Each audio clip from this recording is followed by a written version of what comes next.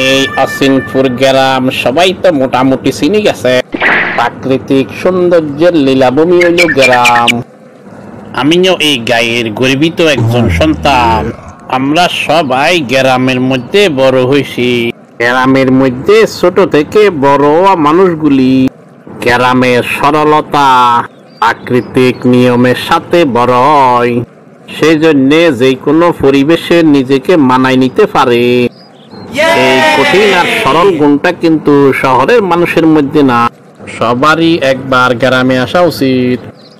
আমি পণ্ডিত, ছোটবেলা থেকেই নিজের পণ্ডিত মনে করতাম, আর এই জাতীয় পাগলামির জন্য গ্রামের সবাই আমার নাম পণ্ডিত দিয়ে দিছে। আমার পণ্ডিতি আজ পর্যন্ত কারো কোনো কামে লাগে নাই, নিজের পণ্ডিতিটা কাউরে দেখাইতেও পারি নাই। সেই জন্য এখন নিজে ইন্দুর মারার ওষুধ বানাই বিক্রি করি।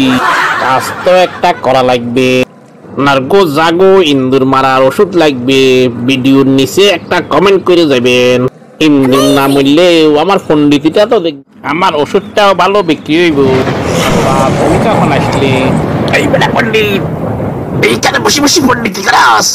তুই আমার পান দিয়ে কি 2 নাম্বার ওষুধ দিছিস? আমার পুরা ক্ষেতের মধ্যে ইন্দুর তো মরে নাই, আরো তালা ফুকার বাসা হয়েছে।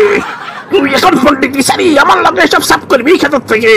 আজকে থেকে তুই আমার লগে কাজ করবি, এইসব 2 নাম্বারই কাজ সারিয়ে আমার লগে চাষাবাদ করবি। এই পণ্ডিত